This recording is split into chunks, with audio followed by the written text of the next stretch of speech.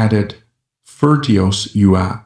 With 6,000 attackers closing in and his men starting to run, a wounded Marine major stepped into the open and let the enemy shoot at him on purpose. The ridge south of Henderson Field was silent in the way only a jungle can be before violence begins. Kunai grass whispered in the night wind, and the coral beneath it cut into every shallow foxhole the Marines had scraped into the slope.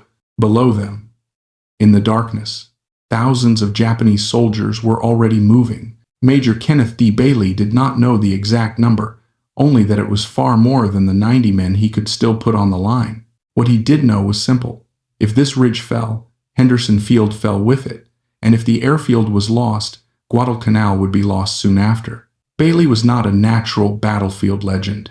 He was a product of manuals, schedules, and regulation. A university graduate, a National Guard officer, a Marine who had learned war in classrooms and peacetime routines.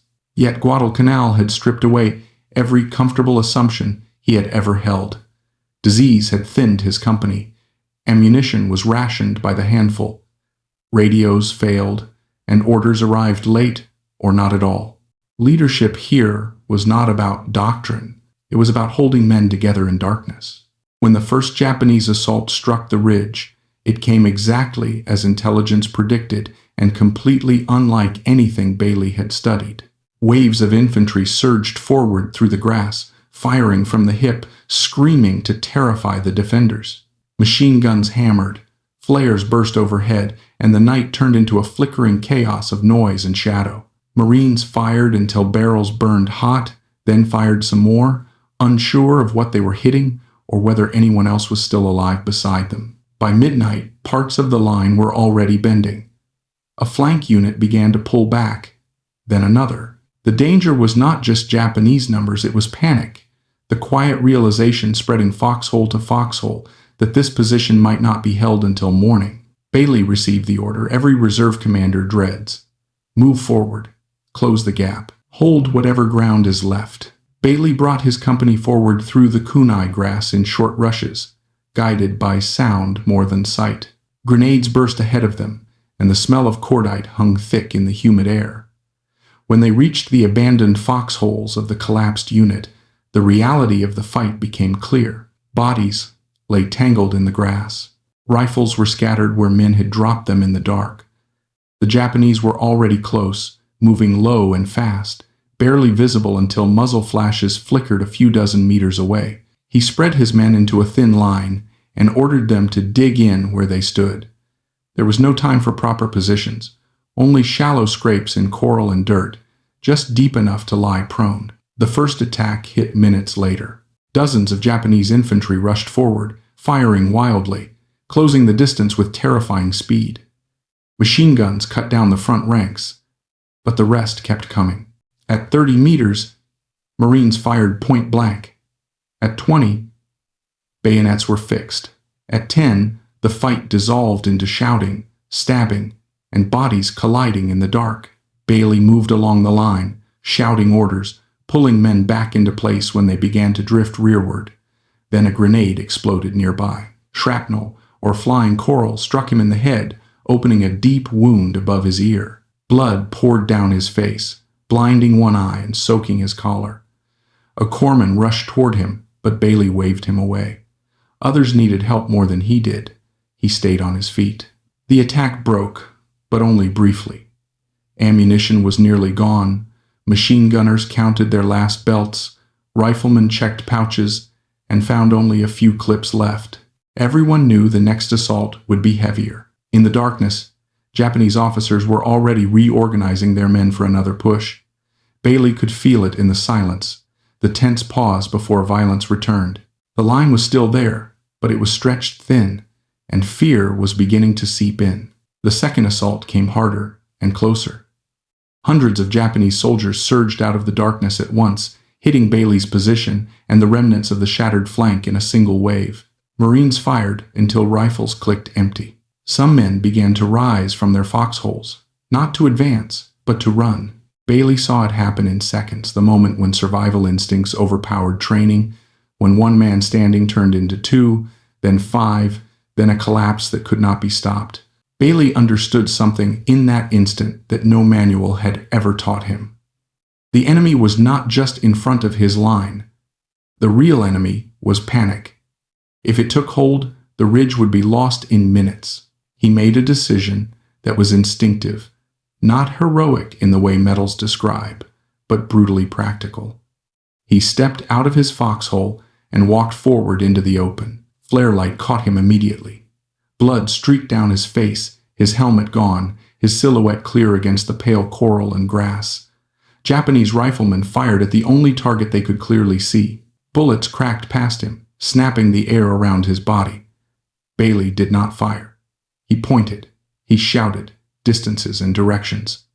Machine gun left, 40 meters. Rifleman center, 35. As the Japanese shot at him, their muzzle flashes betrayed their positions. Marines who moments earlier had been firing blindly now had targets. For several minutes, Bailey walked the line like a range marker, absorbing fire meant for his men. Each step forward made running impossible for the Marines behind him. No one would flee while their commander stood upright in front of the enemy. The effect was immediate. The line stopped wavering. Men dropped back into their foxholes, reloaded with shaking hands, and fired where Bailey indicated. The Japanese attack slowed, then stalled, then began to break apart into confused pockets of fire. When Bailey finally stepped back into cover, his hands were shaking uncontrollably. Not from fear, but from the sudden absence of it. The line was still holding, for now. The fighting did not stop after that moment. It changed.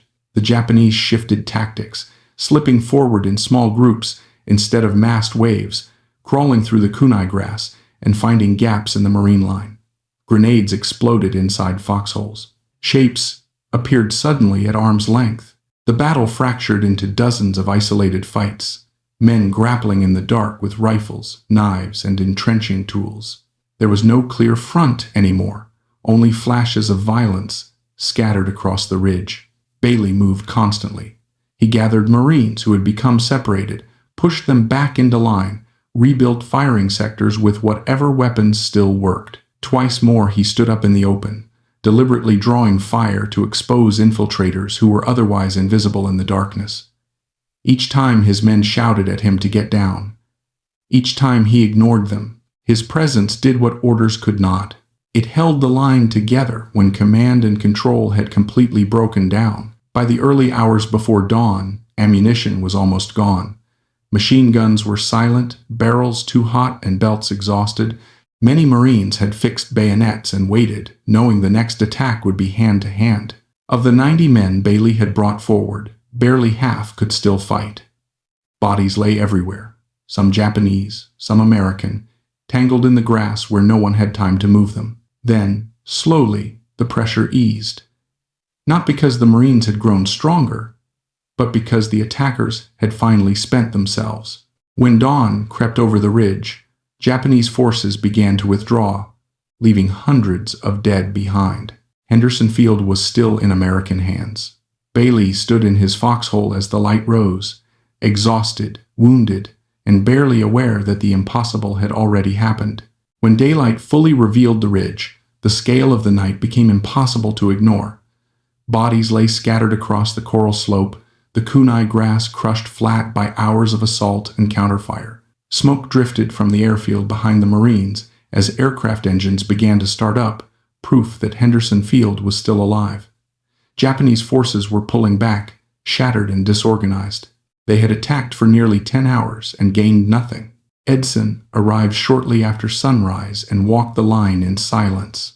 He saw the gaps where companies should have been, the exhausted men slumped in foxholes, and Bailey standing there with a blood-soaked bandage wrapped around his head. When Bailey reported he still had 43 men able to fight, Edson simply nodded. The ridge had held. Kawaguchi's brigade was finished as an effective force. Bailey's company was relieved and sent back to the airfield to rest. Many of the men slept for 16 hours straight. Bailey refused evacuation despite his infected head wound and stayed with what remained of his unit. 12 days later, leading another operation along the Matnikau River, he was killed by machine gun fire. He was 31 years old. The Medal of Honor citation spoke of extraordinary courage and personal valor. It did not mention the walking or the way Bailey had turned himself into a living target to keep his men from breaking. That detail survived only in the memories of the Marines who had been there. They understood the truth of Edson's Ridge. The battle was not won by numbers or doctrine, but by a leader who made himself visible when everyone else was lying down, and for one impossible night, that was enough. Now, what Bailey did on that ridge was never written into formal doctrine because it could not be safely copied. It depended entirely on judgment, timing, and a willingness to accept the same danger he was asking his men to face. But among Marines who survived Guadalcanal, the lesson endured long after the details of the fight faded. They understood that when fear spreads, orders alone are useless. Men do not hold because they are told to. They hold because someone they trust is still standing. Bailey did not stop bullets. He did not magically create ammunition or reinforcements. What he created was certainty in a moment when everything else had dissolved into chaos. By making himself the most visible target on the ridge, he gave his men something stronger than cover. He gave them resolve. Edson's Ridge became a case study in leadership under impossible conditions. Not leadership as speeches or rank, but leadership as presence. Being seen, sharing risk, refusing to retreat emotionally before the body retreats physically. Bailey understood, instinctively, that his Marines were more afraid of failing him than of dying. He used that truth not for glory, but to keep them in place until dawn. That night did not turn the war by itself, but it kept Henderson Field alive, and Henderson Field kept Guadalcanal alive, and Guadalcanal marked the point where the Pacific War stopped moving west and began moving back. The chain of cause and effect began with a single man stepping into the open when everyone else was trying to disappear. Bailey did not live to see what his stand made possible, but for 10 hours on a coral ridge covered in grass and blood, leadership itself became a weapon, and it worked. What happened on Edson's Ridge is often remembered as a story of bravery, but that framing misses its deeper meaning. Courage alone does not explain why the line held when logic said it should collapse. Hundreds of men on both sides were brave that night. The difference was not bravery. It was psychology. Bailey understood, perhaps without consciously realizing it, that combat is decided less by firepower than by belief. Belief that the man next to you will not run. Belief that holding still makes sense. Belief that the situation is not yet lost. In darkness, fear multiplies. Men imagine enemies where none exist. Silence feels like preparation for something worse. Every minute without clear information erodes confidence. On Edson's Ridge, Marines were not breaking because they lacked discipline or will. They were breaking because uncertainty was overwhelming them. They did not know how many Japanese were in front of them. They did not know if neighboring units still existed. They did not know if ammunition would arrive before the next attack. In that environment, retreat feels rational. Bailey changed that equation by becoming the one thing that could not be ignored. A man standing upright under fire is not subtle. He becomes a fixed point in chaos. As long as he is visible, the situation feels defined. His presence creates a boundary. If he is still there, then the fight is still being fought. Running becomes not just dangerous, but wrong. This is why his act worked, not because it inspired abstract heroism, but because it imposed emotional order on a collapsing system. Modern military studies often describe this as command presence, but that phrase is inadequate. Presence is not volume or authority. It is credibility under risk. Bailey did not shout louder than the bullets. He did not threaten punishment. He simply accepted the same danger his men faced and accepted it first. That acceptance removed an excuse from every Marine watching him. Fear remained, but it no longer controlled behavior. The Japanese attackers, ironically, helped reinforce this effect. Their doctrine emphasized aggressive assault, loud movement, and psychological shock. It worked when defenders were uncertain and unseen. But when Bailey stepped into the open, the dynamic reversed. Japanese soldiers did what soldiers naturally do: they shot at the most obvious threat. In doing so, they revealed themselves. Their fire illuminated their own positions. What had been an invisible enemy became a series of identifiable targets. Bailey turned Japanese aggression into American information. This is why the act cannot be reduced to recklessness. It was calculated, even if instinctive. Bailey understood that the Japanese were firing largely by sound and silhouette, not precision aim. He also understood that Marines firing blindly waste ammunition and confidence. By trading personal risk for clarity, he improved the effectiveness of every remaining round on the ridge. One exposed body replaced dozens of flares, radios, and orders that no longer worked. The aftermath of the battle reinforces this lesson. When daylight came, the Japanese withdrew not because they lacked courage, but because their system had failed. Repeated assaults had not produced a breakthrough. Losses mounted without progress. Coordination collapsed. From their perspective, the Americans seemed unbreakable, even though they were nearly out of ammunition and men. Bailey's visibility created an illusion of strength greater than reality, and in war, perception often outweighs fact. Bailey's death 12 days later adds a bitter truth to the story. Survival is not justice. War does not reward lessons learned. He did everything right on Edson's Ridge and still died leading from the front days later. This does not diminish what he did. It clarifies it. His leadership was not about self-preservation. It was about function. He used himself as a tool because no other tool remained. That is why the Marine Corps never formalized his tactic. You cannot order someone to be a human decoy. You cannot train it safely. It requires a precise understanding of timing, enemy behavior, and human psychology, combined with a willingness to die if wrong. Doctrine depends on repeatability. Bailey's act was effective precisely because it was rare, yet the underlying principle did survive. Not the walking, but the visibility. Not the decoy, but the refusal to disappear when pressure peaks. Instructors would later tell young officers that when things begin to break, hiding is contagious, but so is presence. Marines remembered Edson's Ridge not as a story of suicidal bravery, but as proof that leadership is most powerful when it is seen, not spoken. Across the Pacific War, this pattern repeated on dozens of unnamed ridges, beaches, and jungle trails.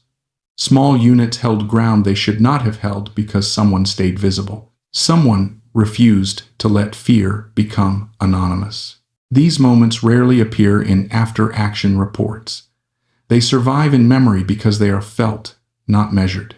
Bailey's story endures because it strips leadership down to its core. No technology, no clever maneuver, no overwhelming force. Just a man deciding that if the line was going to break, it would not break behind him. For 10 hours, that decision was enough to hold an airfield, an island, and a turning point in a war. And that is the uncomfortable truth the story leaves behind. In the moments that matter most, leadership is not safe, elegant, or scalable. Sometimes it is simply standing up when everyone else is trying to disappear and accepting whatever comes next. There is a temptation to romanticize what happened on Edson's Ridge, to turn it into a simple moral about bravery conquering fear. But that interpretation risks turning a hard lesson into a comforting myth. Bailey's decision worked not because courage magically fixes broken situations, but because it addressed the exact failure point of the defense at the exact moment it mattered. Had he done it earlier, it would have been pointless. Had he waited longer, it would have been too late. Timing, not heroism alone, made the difference. Combat units do not usually collapse all at once. They unravel in small, almost invisible ways. A man fires too fast and runs dry. Another hesitates before returning fire. Someone lifts his head too high, then ducks down and stays there. These microfailures spread quietly until the line looks intact but no longer functions. That was the state of Bailey's company before he stepped into the open. The Marines were still physically present, but mentally they were beginning to leave. By making himself visible, Bailey interrupted that process. He gave his men something concrete to orient themselves around. Fear thrives in ambiguity. When nothing makes sense, Retreat feels logical. Visibility removes ambiguity. It gives the brain a reference point and restores structure, even if the structure is fragile.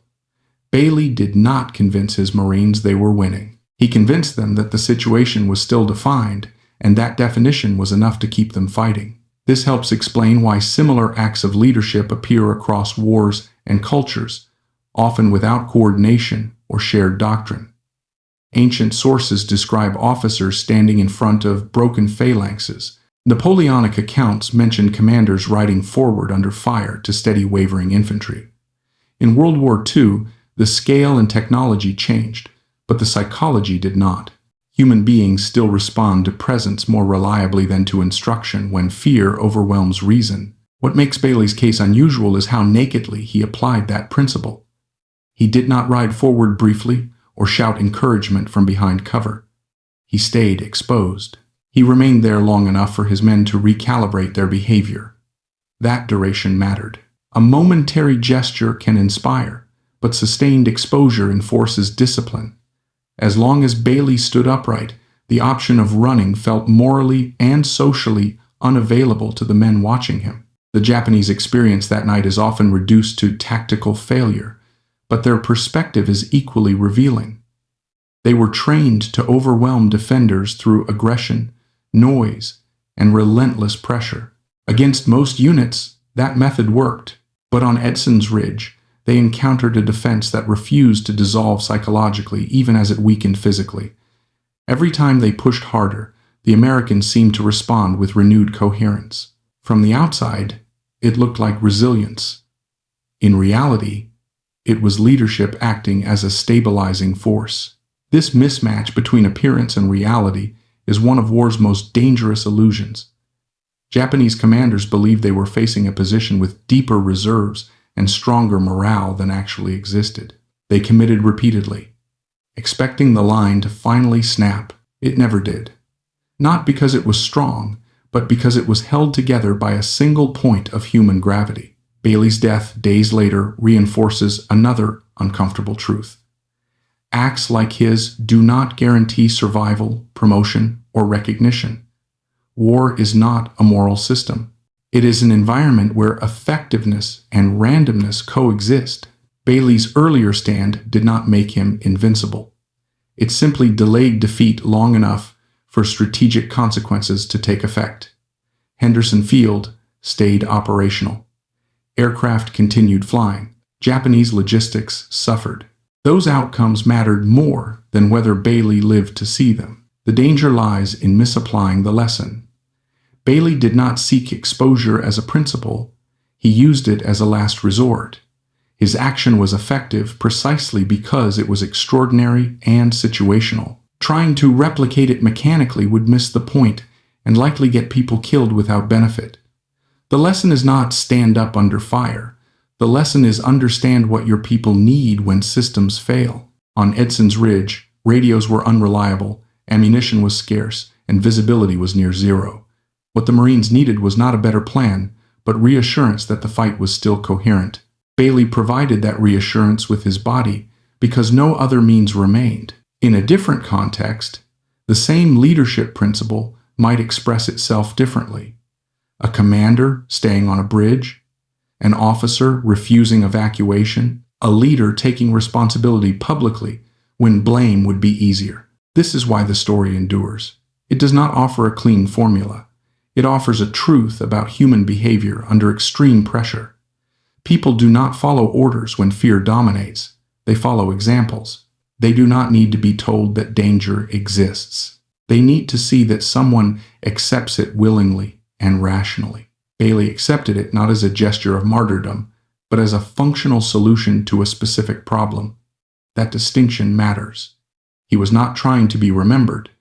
He was trying to stop his line from dissolving. Everything else, the medals, the destroyer named after him, the retellings came later. In the end, Edson's Ridge was held not by superior numbers, flawless planning, or technological advantage. It was held because one man recognized the moment when leadership had to become visible, costly, and unmistakable. For 10 hours, that visibility imposed order on chaos.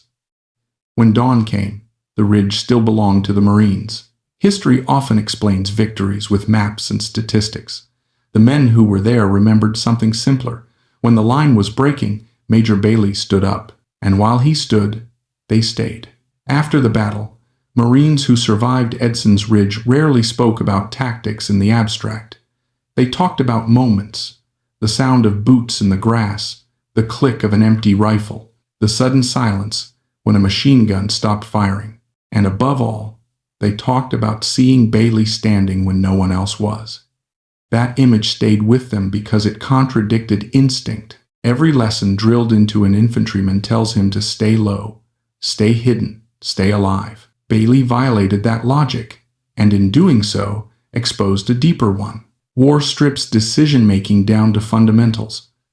When systems fail, communications, supply, coordination, what remains is human behavior under stress. Fear, loyalty, pride, shame, and trust become decisive forces. Bailey did not defeat the Japanese through superior maneuver. He defeated the moment when fear would have overridden those forces and turned disciplined men into individuals fleeing for survival. He held the psychological center of gravity of the defense when everything else was failing. This concept is uncomfortable because it suggests that leadership cannot always be delegated or automated. It demands personal cost. In modern institutions, military or civilian, we often speak about leadership as process, policies, structures, chains of command. Those matter, but they assume conditions where systems still function. Edson's Ridge was a place where systems had collapsed. In that environment, leadership reverted to its oldest form, example under risk. There is a reason why soldiers remember moments like these more vividly than victories themselves. Success can be attributed to many things. Survival under collapse can only be attributed to a few. Bailey's presence removed a choice from his men. As long as he was standing, retreat felt like betrayal, not of orders, but of him. That social pressure mattered more than discipline or fear of punishment. It bound the men together when cohesion should have dissolved. The Japanese assault failed in part because they misjudged that cohesion. Their doctrine assumed that sustained pressure would eventually shatter resistance. It usually did.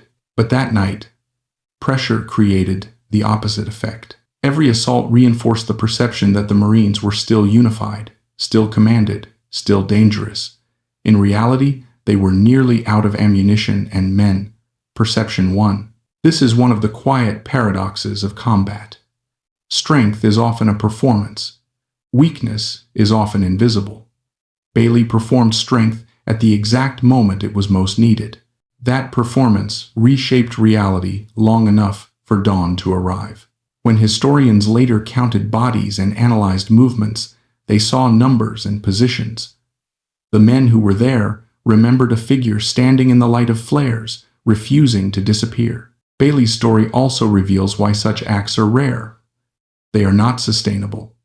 No unit can rely on leaders repeatedly exposing themselves to enemy fire. Attrition would be catastrophic. The value of such acts lies in their exceptionality. They work because they are unexpected, because they violate normal behavior, because they signal that something extraordinary is required. Used sparingly and instinctively, they can change outcomes. Used routinely, they lose power and become recklessness. This distinction is critical. The lesson of Edson's Ridge is not that leaders should seek danger. It is that leaders must recognize when visibility matters more than safety. Sometimes that visibility is physical. Sometimes it is moral. Sometimes it is simply taking responsibility when deflection would be easier. The form changes, the principle does not. Bailey never wrote a theory of leadership. He never lectured about what he had done. He likely would have resisted any attempt to turn his actions into a model. For him, it was not philosophy. It was necessity. The line was breaking. He acted. That simplicity is why the story endures. It resists abstraction. There is also a darker aspect to the story that is often overlooked. Bailey's men survived that night, but many did not survive the campaign. Guadalcanal continued for months.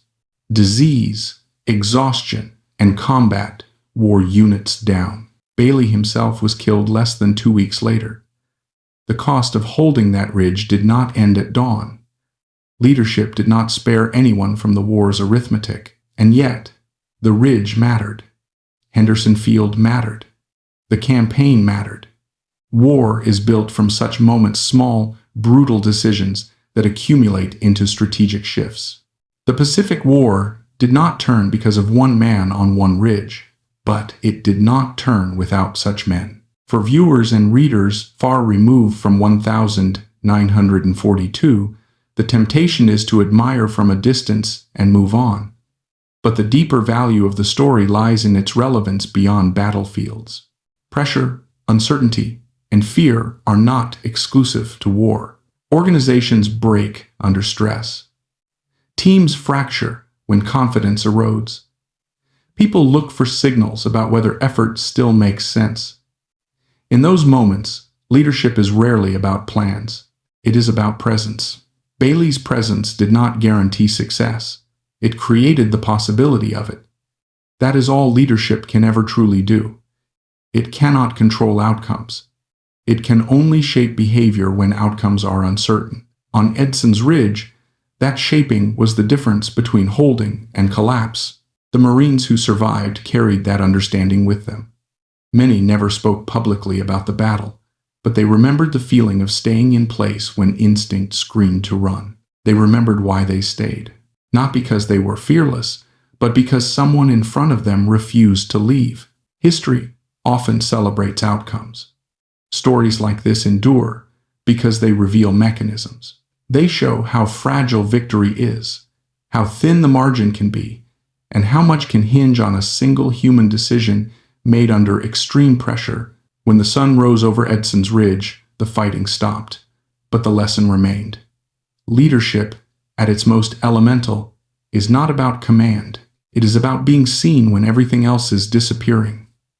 For 10 hours on a coral ridge, Kenneth D. Bailey was seen. And because he was, the line held. In the years after the war, Edson's Ridge became a footnote in larger histories of Guadalcanal. Maps showed arrows. Tables listed casualties. Analysts debated Japanese coordination failures and American defensive positioning. All of it was accurate, and all of it was incomplete. What those summaries could not capture was how close the ridge came to being lost, or how thin the margin truly was. The men who had been there understood that history often balances on moments too small to chart. Bailey's action mattered because it occurred at the exact point where structure gave way to instinct. Military organizations are designed to function through hierarchy and procedure, but combat stress erodes both. When fear spikes, individuals stop thinking as parts of a unit and start thinking as bodies trying to survive. That transition is almost impossible to reverse once it fully takes hold. Bailey intervened just before that tipping point. He did not restore order after collapse. He prevented collapse from becoming irreversible. This distinction explains why so many battles are lost suddenly rather than gradually. Units absorb punishment for hours, sometimes days, and then disintegrate in minutes. The trigger is rarely a single casualty or tactical mistake. It is the moment when belief evaporates. Bailey recognized that belief was failing, not because his men were weak, but because the situation no longer felt controllable. His visibility restored the sense that someone still had control, even if only barely. What is often overlooked is that Bailey himself was not immune to fear. His shaking hands afterward testify to that. Courage did not mean the absence of fear. It meant acting while fear was present. This matters because it reframes heroism as a decision rather than a personality trait. Bailey did not possess some unique immunity. He chose to act because the alternative was worse. That choice is accessible in theory to anyone, which makes it both inspiring and unsettling. Unsettling because it suggests that in moments of crisis, the burden of decision can fall on a single individual whether they want it or not. Bailey did not ask to be the fulcrum of the battle. Circumstances placed him there. Leadership, in its rawest form, is often unrequested and unavoidable. You either step into the gap or watch things fall apart. There is no neutral option. This is why stories like Bailey's persist across generations. They are not comforting. They do not suggest that good planning guarantees success or that virtue ensures survival. They show that sometimes outcomes depend on whether someone is willing to accept disproportionate risk at the right moment.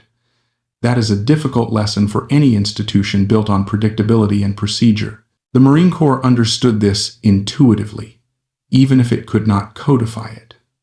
Bailey's example was passed down informally as something to remember rather than something to copy. Instructors did not say, "Do this." They said, "Understand why this worked." That distinction is critical. Copying the act without understanding the context would be dangerous. Understanding the principle could save lives. That principle extends beyond combat. In any high-stress environment, emergency response, aviation, medicine, crisis management, the moment when people begin to disengage mentally is the moment when failure accelerates. Leaders who remain visible, accountable, and present slow that acceleration. They buy time. Sometimes, time is enough. Bailey bought 10 hours. Those 10 hours allowed Henderson Field to survive the night. That allowed aircraft to continue operating. That disrupted Japanese logistics and plans. The strategic consequences unfolded far beyond the ridge itself. None of that was visible to Bailey at the time. He did not know what his actions would enable. He only knew that if his line broke, everything behind it would unravel. This is another uncomfortable truth the story reveals. Leaders often act without knowing whether their actions will matter. They act because inaction guarantees failure. Bailey did not stand up because he knew it would work. He stood up because doing nothing would not. That willingness to act without certainty is one of the hardest aspects of leadership to teach. For the Marines who lived, that commitment mattered. Many carried it into later battles. Some became leaders themselves. They remembered what it felt like when someone refused to retreat emotionally, even when retreat physically seemed inevitable. That memory shaped how they acted when they found themselves in similar moments. History often celebrates innovation in weapons and tactics. Bailey's innovation was human. He turned his own visibility into a tool. It was crude, dangerous, and impossible to replicate reliably. But on that ridge, it was the only tool left. As time passes, stories like this risk being smoothed into legend. The blood, fear, and doubt fade, leaving only noble phrases and medals. It is important to resist that smoothing. Bailey was not calm and serene. He was wounded, exhausted, and afraid. His men were not inspired in a cinematic sense. They were terrified and barely holding on. The power of the story lies in that reality. Edson's Ridge was not held by mythic heroes immune to fear. It was held by ordinary men pushed to the edge, anchored by one man who refused to let go at the moment it mattered most. That is why the story endures. Not because it reassures us, but because it challenges us. It asks a simple, uncomfortable question. When systems fail and fear spreads, will someone still be visible? Not perfect, not invulnerable, just present. On a coral ridge in September 1942, the answer was yes, and because it was, the line held. As the years passed, Guadalcanal receded into the background of public memory, overshadowed by later, larger battles with clearer outcomes and cleaner narratives. Yet, among Marines, Edson's Ridge retained a quiet gravity. It was remembered not as a victory in the traditional sense, but as a moment when defeat was delayed just long enough to become impossible. Bailey's action also exposes a rarely discussed truth about combat leadership. Authority alone is insufficient when fear peaks. Rank gives the right to issue orders, but it does not guarantee those orders will be followed under extreme stress. On that ridge, Bailey's authority came not from his insignia, but from the risk he shared. By placing himself in greater danger than anyone else, he inverted the usual hierarchy of exposure. His men were no longer being asked to do something he would not do himself. That inversion stabilized behavior when hierarchy alone could not. This is why his act was so powerful and so rare. Most leaders are trained, rightly, to preserve themselves so they can continue to command. Bailey violated that principle because the situation demanded it. He did not abandon self-preservation casually. He spent hours moving, directing, absorbing chaos before making that decision. Only when the line began to unravel did he step into the open. His restraint beforehand made the act credible. It was clearly a last resort. The Japanese perspective further sharpens this point. Their officers reported confusion at the Americans' refusal to break. Attacks that should have succeeded stalled inexplicably.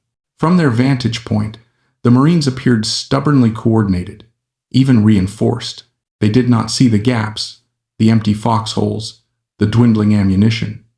Bailey's visibility masked American weakness and exaggerated American strength. That distortion altered Japanese decision-making at a critical moment. This highlights a central paradox of warfare. Reality matters less than perceived reality in the short term. Bailey manipulated perception by accident and by intent. By drawing fire, he made his position seem central and significant. By remaining upright, he suggested confidence. By pointing and directing fire, he implied control. None of this reflected the actual state of the defense, but it shaped the enemy's interpretation long enough to force withdrawal. In that sense, Bailey's act functioned as a form of psychological warfare conducted at point-blank range. It required no equipment, no planning, and no coordination beyond human behavior. It exploited predictable responses. Soldiers shoot at what they can see. Defenders stay when leaders stay. Attackers hesitate when resistance appears organized. These are not cultural traits. They are human ones. Modern militaries invest heavily in technology, communication, and precision, all of which reduce the likelihood of situations like Edson's Ridge. But no system is immune to overload or failure. When that happens, the same human dynamics emerge. Fear spreads. Information degrades. People look for cues. Leaders become symbols whether they intend to or not. The question is not whether someone will be watched, but what they will show. Bailey showed commitment without reassurance, courage without theatrics, and resolve without certainty. He did not promise his men survival. He offered them coherence. That was enough. As time moves forward and living memory fades, the value of this story lies not in admiration, but in understanding. It reminds us that leadership is not defined by position, but by action taken at moments of maximum uncertainty. It shows that influence can be exerted without words, plans, or authority, simply by refusing to abandon a place when abandonment seems inevitable. On Edson's Ridge, the Marines did not win because they were stronger. They won because, for 10 hours, they were steadier. That steadiness came from one man choosing to stand where standing made no sense. The cost was immense. The reward was temporary. The effect was decisive. History moves on, as it always does. Battles become case studies. Names become footnotes. But the underlying truth remains, as relevant now as it was in 1942. When pressure peaks and systems fail, leadership becomes visible whether we want it to or not. On that ridge, visibility meant survival. And for one long night, that was enough. They don't appear by accident. They exist because of lessons learned at immense cost. Better training, better equipment, better communication, better medical evacuation, all were responses to past failure. This underscores a final responsibility. Lessons paid for in blood must be remembered, or they will be repaid. At its core, the sniper story teaches that usefulness in war is not measured by longevity. It is measured by effect. These soldiers were effective enough that entire armies reorganized to stop them. Effective enough that commanders kept deploying them despite horrific losses. Effective enough that their deaths reshaped doctrine for generations. They were not useless. They were consumed. The final lesson is the hardest to accept. Many of the most important contributors to history never lived long enough to be remembered. They did their work, changed the outcome, and disappeared. No monuments. No biographies. Just consequences. Understanding this forces us to rethink how we define success heroism, and legacy. World War II snipers did not fail because they died. They succeeded until probability caught them. They held the line for 6 weeks, 8 weeks, sometimes less, sometimes more. And in those weeks, they changed behavior, slowed advances, bought time, and shaped outcomes far larger than themselves. That is the real lesson of their story. History is not only built by those who survive long enough to tell it, but by those who stand just long enough to matter and then vanish. The lesson that emerges from the story of World War II snipers is not a comfortable one, but it is an honest one. It forces us to abandon the idea that war rewards